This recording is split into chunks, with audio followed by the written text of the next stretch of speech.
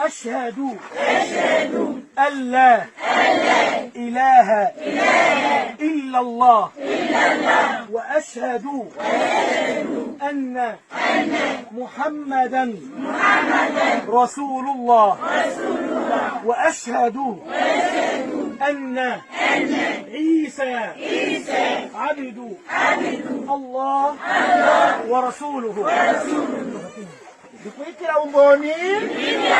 الآن بلغتهم والله يا إخوان سبحان الله هؤلاء أقبلوا إلى دين الله عز وجل، قالوا هذه كنيستنا حولوها إلى مسجد، لكن سبحان الله هؤلاء يحتاجون إلى توسعة المسجد، يحتاجون إلى من يكتب لهم شيخ محلي يعلمهم ما لا يسعى المسلم الجديد جهله. يحتاجون يا إخوان والله إلى يد المساعدة. هؤلاء فقراء ربما يمر عليهم اليوم واليومين والثلاثة والأسبوع أحيانا والله ولا يطعمون. لماذا نفعل هذا الكسر المباشر؟ هل من أجل أن يرانا الناس؟ لا والله. أسأل الله أن يرزقنا وإياكم الإخلاص. ولكن نحن يا إخوان لا حول لنا ولا قوة إلا بالله أولا ثم بأهل الخير. هؤلاء إخوانكم يحتاجون إلى من يمد لهم يد العون.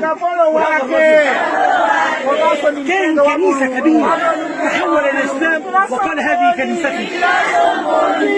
من لهذا الخير أسابقكم الله؟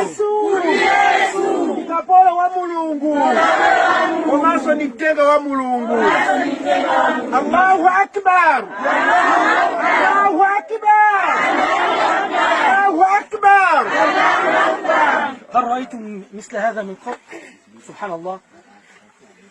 يقول النبي صلى الله عليه وسلم أن يهدي الله بك رجلا واحدا خير لك من حمر النعم، خير لك من الدنيا وما فيها، فما بالك بإقبال قرية بكاهنهم بكنيستهم بكل شيء أتوا إلى دين الله عز وجل. والله إنه الخير، لكن من يمد يد العون لهم إخواني بارك الله فيكم للثبات على دين الله عز وجل. هذا وصلى الله على محمد وعلى آله وصحبه وسلم. كلامنسي جزاكم الله عنا خيرا، ونسأل الله تعالى أن يبارك فيكم وأن يحفظكم.